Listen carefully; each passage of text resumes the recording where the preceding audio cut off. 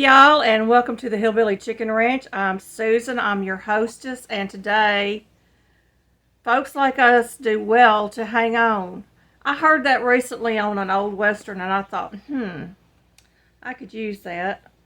Um, I tried to find the Western, I couldn't remember which one it was. I went online and looked for the line from the script, and nothing came up.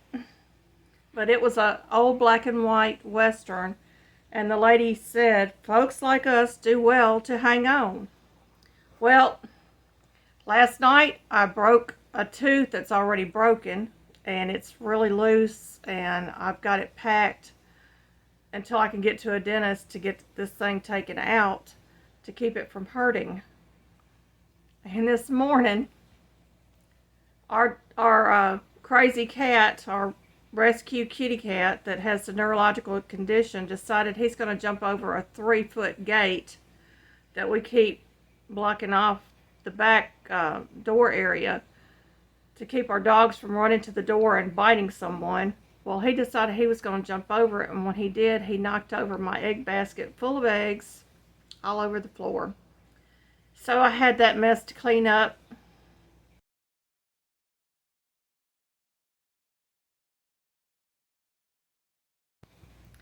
Now, this isn't the way I had planned my day to start out. I was trying to get dressed when all of this was going on. The dogs were outside, and I knew the only other one in the house was the kitty cat.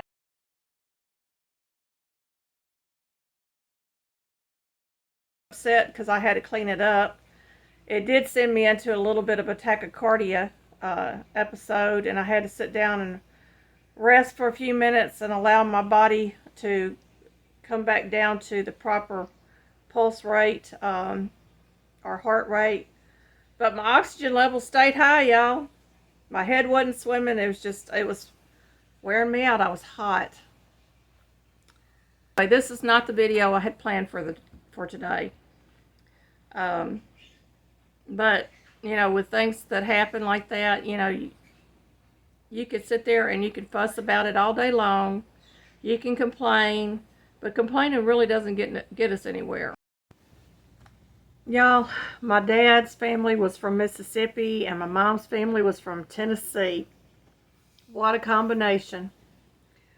But I remember going down to my grandparents down in Mississippi, and they lived in an old log cabin.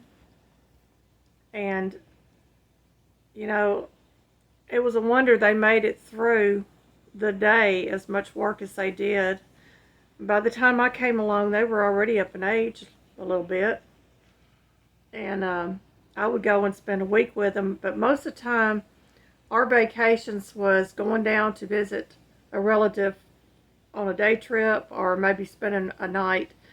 But as I got a little older, my parents would send me by myself so I could have time with my grandparents and my aunts and uncles. And that was time that I really cherished. I learned a lot about my grandparents and my aunts and uncles during that time. My grandmother was still planting gardens up close to her 90s. She had lost her eyesight.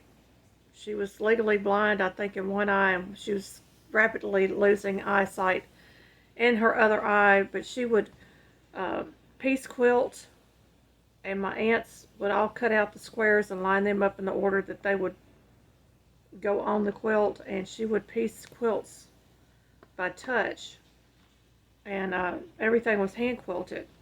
But in her younger days, my grandmother, my mamaw, would go out into the fields, and she would work alongside her husband.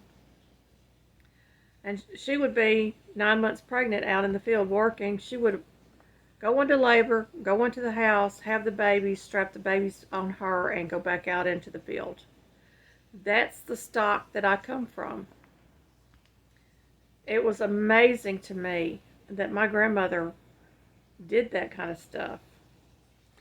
A really sweet anecdote that I can tell you about my daddy was my grandmother had 5 sets of children. She had 8 children total. She had my uncle, my dad, and then she had a set of triplets, and then she had uh, three more, or see, that's 5, 6, 7. Yeah, three more pregnancies after that. So she had 8 children total. And my dad said that his grandmother, her mother, would take them into the kitchen, all the kids into the kitchen, and they would prepare donuts and coffee for all the relatives that was going to come see the new baby or babies. And he took it all his life. Whenever someone would have a baby, my daddy would go buy donuts and coffee. And when I had my first daughter, he came to the hospital with a bag full of donuts and a cup of coffee in his hand because he knew I didn't drink coffee. And I asked him, "Why donuts and coffee, Daddy?" And he told me the story, and it touched my heart. It was so sweet that his grandmother had that instilled in him at a very young age, and that whenever a new baby was to come into the family, donuts and coffee would be served. So he brought me a bag of donuts, and we sat there and enjoyed a donut together and enjoyed the new baby, my first daughter. You know, families aren't the same anymore. These young folks, they don't seem to understand the stock that they came from, you know, the kind of people that they came from.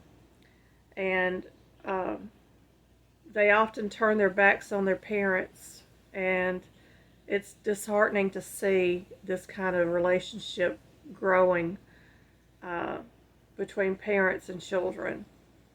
And unfortunately, that will become a burden on the next generation because they won't know how to respect their elders, because they watch their parents do it to their parents. And when their children grow up, it's monkey see, monkey do, and they will do the same thing to their parents that they themselves did to their parents. I was taught to respect my elders. I was taught to love my elders. Um, there was a lot of things that my grandparents and my parents went through before I was even born. The stories that were told and passed down to me that I still cherish to this day. And I think about those things, and I hope that my grandsons will one day see this and know that they are to be respectful of their parents and their grandparents and not to turn their back on them. Um, it's really heartbreaking, you know, the time that's lost that you can't get back. My parents made sure that our vacation time was spent with family. We didn't go to Disney World. We didn't go on these boat rides, you know, these ships or cruises. We didn't do any of that. We didn't go see the sights on Route 66. You know, I'd love to go see Route 66. Don't get me wrong now. But we didn't do those kind of things. One of it was we didn't have the money, you know, to go out and just travel. My parents worked hard for the living that they made to keep a roof over my head, to keep me fed and clothed and educated. Um, my dad had an 8th grade education. My mother had a 6th grade education. So education was extremely important to both of them. And I was fortunate enough to get past high school and have some college. And I'm grateful for that.